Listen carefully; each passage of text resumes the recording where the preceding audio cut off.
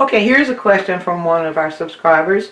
What color do I use to show a brown tree trunk in shadow? Well, let's rephrase that one and ask, what is the artist to do with brown?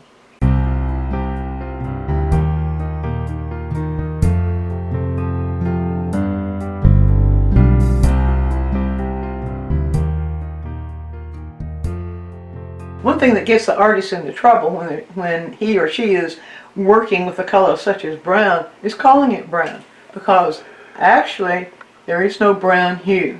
Don't fight me on this.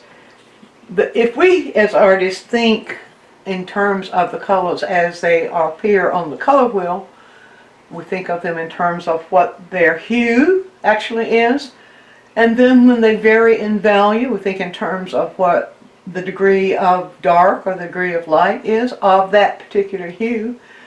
And then when they vary in intensity or the saturation of the hue, if we think of them in terms of what they're doing there, we will often know what to do to make a shadow color for an image, or even what to do if the image goes into bright light. But if we're calling it a color such as brown or some of these other colors that are really, you might call them generic, or colors that have been given names that really don't appear on the color wheel, or don't appear in the color names, you're going to get a little bit sidetracked. So first thing, my advice is to learn to see colors in terms of their names on this simple traditional color wheel. Now, I know a lot of people have these color wheels that have colors like cyan and magenta and that sort of thing. And if you're working with inks or other transparents, that might work just fine. Or if you're working with lights, that might be just fine. It will work fine. But when you're working with pigments, you might get into trouble. So I think it's simpler just to get right down to the bare name of the color, of the hue itself. So we'll start there. Now I've got two shoes, not a tree trunk, but two shoes. Both of them would be in the brown range. So let's just look at what hue are we actually looking at. Now we do have tube colors that end up appearing what we would call brown. So one very, very dark color is raw umber, and this is how it appears. You see, it's very, very dark. And if we sort of thin that just a little bit, not add white to it yet, but sort of thin it just a little bit, we can actually see, no, it doesn't thin it quite enough, let's thin it a little bit more than that. We can see, there we go, we can see that brown in it. We can see, and we would call it brown. And we look at this shoe, and we see lots of this color, not hue, but color, in that shoe. Okay, now another color that we have that comes out of the tube that we might call brown is burnt sienna. So here's burnt sienna, and let's just put it right here. You see we might even call that a reddish brown or an orangish brown. Some people would just call it brown. It gives away towards, or has more appearance of hue in it than this one does. So let's bring that down a little bit thinner version so that you can see a little bit more about its actual color. And then a third one that we have, and we have others, but I'm just going to address these three. A third one that we have in our tubes is very, very popular tube color is burnt sienna. We'll put that one right here. I'm going to run out of space if I'm not careful. You see, just looking at that in its purest form, it appears to be very similar to this one. But when we thin it, we'll see that there is a little bit of difference between raw umber and burnt umber. Somebody's going to ask, why is one called raw and one called burnt? They're earth pigments. All three of these are made from the earth. And this one is, the raw umber, is made from earth that has had no other treatment to it other than refining it for paint. The burnt umber is actually burnt. So it's cooked. And when it's cooked, it turns this reddish, kind of reddish tone that you can see right here. So what are those colors made of, though? How would we work with them in terms of hue? Well, let's go back to the color wheel. Always go back to the color wheel when you're working with color. It's your thinking tool. So if we look at these in terms of what hue each of these actually is, well, we can just start anywhere on the color wheel. I like to cut out the center of mine, as you know if you've watched other quick tips. And so you can just hold the color wheel up to your color, and you know it's not green, so you know it's not blue. And well, it might lean a little bit more towards blue or violet.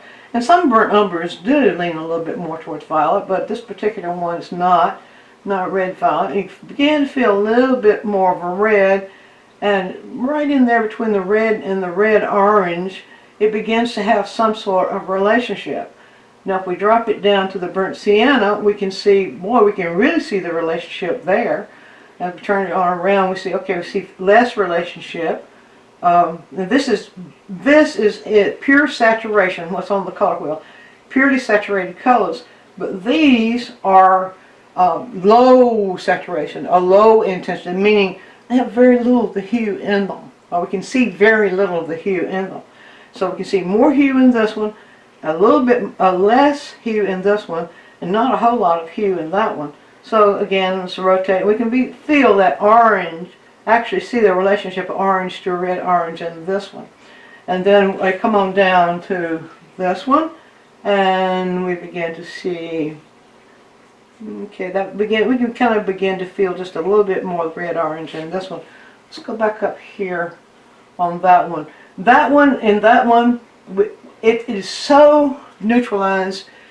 We can feel a warm relationship. So we might identify almost anywhere on the color wheel. We can feel a warm relationship, but we don't want to quite know what that is yet. So the best way to know what colors to use to work with these is to do some scientific exploration. Alright, so we can start, let's start with the easy one there. So we call that orange. Now, what we know is that to reduce saturation of any color, we can go to its complement, and we can begin to add its complement into it.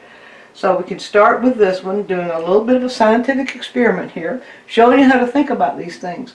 So if you have a color you're trying to work with and you're not quite sure what to do with it, take yourself through this experiment where you start out with a color wheel, try to find its range. You can at least find out whether it's warm or cool, and you begin to experiment. Alright, so here's the experiment. First, because we identified this as in the orange to red orange range, we can actually take some orange. I'll just pull this right over here. Now I'm going to add, because this feels a little bit redder than that, so I'm going to go over to alizarin crimson, which I know to be a red color, reddish, and I could use probably any red. And I'm just going to begin to add alizarin crimson to that, and then I'll compare, and I can say, yeah, that's a little bit closer. Just a little bit closer. And let's make a little splot. Add enough alizarin crimson in there, and yeah, you can see how that is actually closer. Well, let's put a little bit of this right here beside it. Than that to what we're seeing. So there would be a good place to start. And go back to the color wheel. That is orange to red orange. So let's go back to the color wheel and see now what would we need to mix into that to make it more like this, to make it more like burnt sienna. So orange to red orange. Alright, so we see blue to blue green somewhere in there, so we can begin that. I'm just going to go to ultramarine blue first of all, and let's just start with ultramarine blue and see if that will do it. So I'll put it right there and begin to mix ultramarine blue into this. I actually don't need to be taking it that far. I did take it too far, so I've got to add more of the orange and the red into it. Yeah, don't be quite as ambitious as I was then. And going slower is a better idea. So you just work those together. And while I'm working those together, I began to notice something. I wonder if you noticed it too. While I'm working these together, I'm beginning to notice that I'm seeing something of this color right here. Well, let's see, let's just put a little bit of that there. Let's just pull up here and put a little bit right there. I'm seeing a little bit of that color, and then if I pull, maybe that tempts me to pull a little bit more ultramarine blue. I'm getting a little sidetracked here, but that's okay. A little bit more of that ultramarine blue in there. And is that getting closer to what I'm actually seeing here? Look at that. Look at that. Now that, adding a little bit more of the orange that has more of the yellow in it, and a little bit more of the blue, and I'm getting into something that is more about color, more about hue. Blue, it seems to be darker. Well, just by adding blue, can I get it darker? And maybe this is the answer to what to do in shadow. In the shadow, if you have if you have any subject such as this, as it falls into shadow, if you'll notice, you get something like this. Now let me do just a little experiment for you and show you what I'm talking about. Alright, so I'll take a little bit of, I can take this color from either one of these places. Take a little bit of this color, put it on the end of a test strip. And just take you take plain paper, 3x5 cards, it doesn't matter what. I hold it up here and look what I see. That's exactly what we see in those darker portions of this shoe that you might call a brown shoe. So if I go into the raw umber, put that on the test strip, you see what we have there? It's almost identical to what we see right in here. Now let's go backwards on that. Let's see, I moved from burnt sienna to raw umber. And that tells us then that we're working, all three of these are working in that orange, yellow orange to red orange range. So we can play with that range and manipulate it, and I'll show you what I'm talking about in just a moment. But let's just look at this for a moment. All right, so here is, if we started out with raw umber, turn the test strip around. Here is the raw umber. Okay, hold it there. Now that appears to be more in the shadow area. But am I seeing more burnt sienna right in here? Well, if I wanted to, I could just add a little bit of burnt sienna to that raw umber, and let's get it a little bit over here. A little bit more over on this side. And we'll see, look at that. We have the burnt sienna. So what that tells us then is that we have more of the orange, or more of the higher intensity of the orange to red orange. So we'll go back here. You see, I'm just exploring. This is the way you explore. When you don't know the answer to something, the best way is to go to a point where you have some suggestion and explore it. This is scientific exploration, believe it or not. It's how antibiotics were discovered. Okay, so we'll go back over here. Now let's see. I'm going to go back to the red right here. Now that I've gotten some information, I'm going to go back into the red and begin to add that red into the orange. And then we get that variation that goes from red, orange, into the orange. And I'm going to do something else too here, just for fun. Let's just add a little touch of the yellow to the orange on this side and see how far we can take that thing to discover what are those hues that we see in those colors we call brown. The raw umber, burnt umber, and burnt sienna. Add a little bit more of that yellow right in here. I could take it, you could play with this thing for, you can stretch it as far as you want to. Alright, so let's go backwards now. We found out that burnt sienna, we're seeing burnt sienna in here, and we're seeing more raw umber in there. Or another way to say that is that we're seeing a low intensity red orange, yellow orange, low intensity red to yellow orange. That means that the actual hue is the orange to red orange to yellow orange, depending. And then we're using the ultramarine blue to reduce this intensity. And that's how you work with that thing, where if you really want the richness, you add the ultramarine blue into this color itself, if that's the one you want to use. Alright, so here we go. Now, I'm going to pull the ultramarine blue right up here. I'm going to put it right here at the edge, and I'm going to put it in here. And we're going for burnt sienna. Finally, we're going to go for burnt sienna. So the amount, I think we're very close, right there. Very close. Needs just a little bit more. A little bit more. We're in that burnt sienna range. There we go, right there. Let's put that on there with a brush. Makes it a little bit easier to see. Here we go. I'll just work it out with the brush.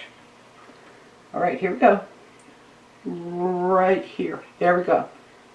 It's more of a burnt sienna. It needs a little bit more of the red in it perhaps for this particular burnt sienna. That's the other thing you'll find out when you're working with different colors in different tubes, is that some burnt siennas will be redder than others. So we're very, very close right there. Add just a touch more of the ultramarine to that. Just a touch more, get a little bit darker. And there we go. That's pretty close right there. So that tells us then that the range here that we're working with is actually that red-orange range. And that the difference we see in this hue is where the light's shining on it, or where it's maybe worn a little bit, it gets leans a little bit more higher intensity. So it's the intensity here that causes us to see this degree of what we might call burnt sienna, which is really a reddish orange.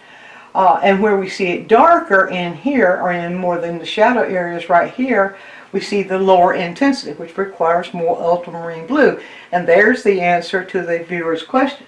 Now let's just move one more step and go down to the other shoot and show you we have something very similar there. If it's called brown, if you're calling it brown, you're going to be working in that range right there. The higher intensity, or the hue, the actual hue you're seeing, is probably going to be right up in here somewhere, depending upon just how much blue or how much yellow it might have in it. And then working with the complement, usually starting just with that blue, just the ultramarine blue, not phthalo blue. Phthalo blue has just a little bit too much of the yellow in it.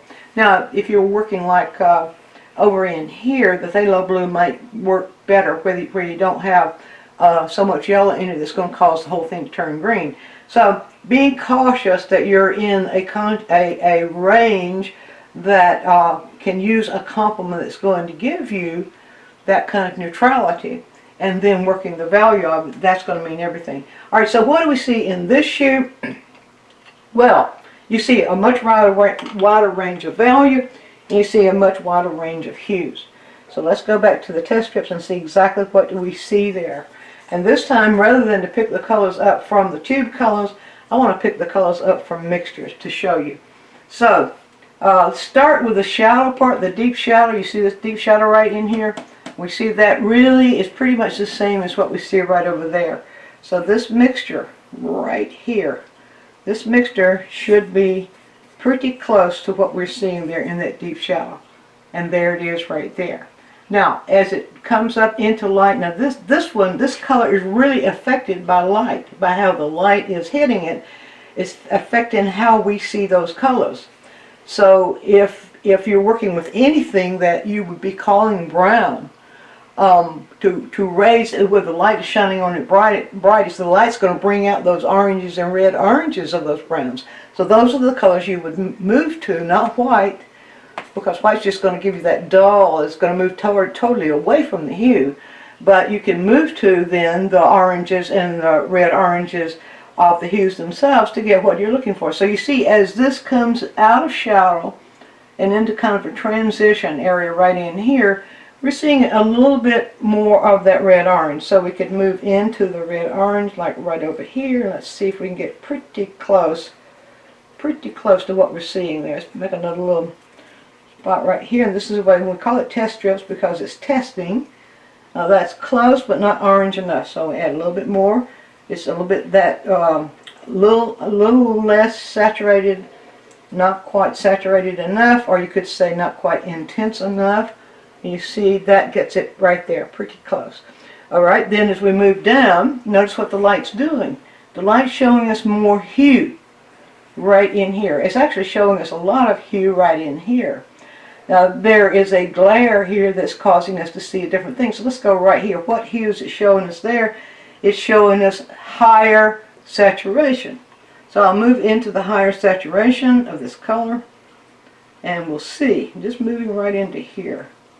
And let's see if that's it. And this is a test strip again because we're testing. See, that gets much closer, still a little bit higher, probably a little bit redder in it. So there you go.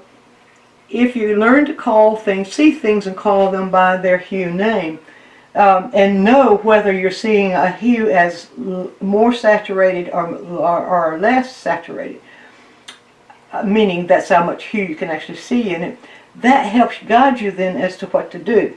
So I'm going to move into a different test strip now, and let's just see, we're almost there on that one. Put a little bit on the corner.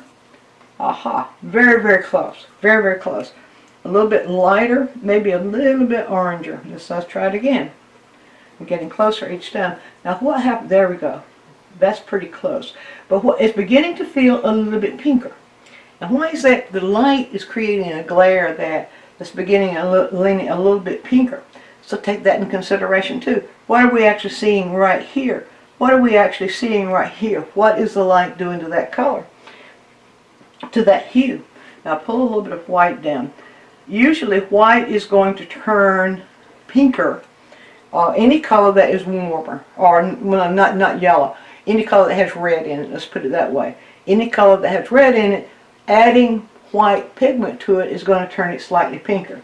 Alright, let's see if we can do that here. Just a little bit of that white. And that's why you don't depend upon white just to lighten everything. Just a little bit of that white in there. Now there, I see it. I already know what's going to happen. I added it to the yellow part, and it gives us more of what we've got right there, but not what we've got there. So that tells us what? This has too much yellow in it for that. So we reach in. See how I'm thinking this thing through. What too much does it have in it? What not enough does it have in it? And those kinds of questions. So I'll move into the redder portion of this mixture. Right here, make it not much, just a little bit redder. Bring it over. See, this is still the slightly lower intensity. A little white in there. Just a little bit of white to kind of make it pinker. And let's see, are we getting closer to what we see right in there? And that's getting very close. So let's a little bit more, I believe take just a little bit of that blue, because I think that intensity is low, a lower intensity, and then let's add a little bit of white. So I'll just put this on the corner right here. See if that gives us this. All right, now all we need to do is to raise the value. I knew that because it was darker. So we'll put that value right beside it, right there, and there we see it's getting closer. Get a little bit redder. See, you can move this back and forth. Don't expect an answer, the same answer don't expect the right answer every time. But learn how to move according to what the color needs. So you can usually tell, if you depend upon your intuition and your eyesight, you can usually tell what a color is going to need. And you see it's getting closer. Alright, so play around with that just a little bit more, and let's just start over here. And you do need to pull these colors on the edge like that. Alright, so we're very much in the ballpark there. A little bit lighter, perhaps. Put it right here. Okay, that's getting very close to the ballpark. Seems to need a little bit more red. And you would expect me to go right to this, right? Well, if you didn't need to see this process, I probably would go right to it. But I wanted you to see that you can go through a very tedious process and eventually end up with the exact color that your eye is registering, and that's getting even closer. You can get the exact color your eye is registering as long as you're using the color names to think with. Now, if I were just thinking in terms of brown, I wouldn't know where to go. But if I'm thinking in terms of the red-orange to red, here we go, red to red-orange to orange to yellow-orange, because I know my brown's going to be in that range. If I'm thinking in those terms, rather than brown, then I know what to do. My eyes can detect in which direction those colors are moving, and I know what to do, and you can know what to do too. Be sure and view all of our quick tips. And while you're doing so, subscribe to the channel, click on the bell, so you'll always get a notice when we produce a new quick tip, which is every week. And if you have a question, leave it in the comments section, and we'll make a quick tip for you. Also, take a trip over to DyingMinds.com, where I have full-length lessons downloads, DVDs, lots of other stuff there, some free stuff for you. And while you're there, you can subscribe to the newsletter, and that way you'll always be informed every time we do something new.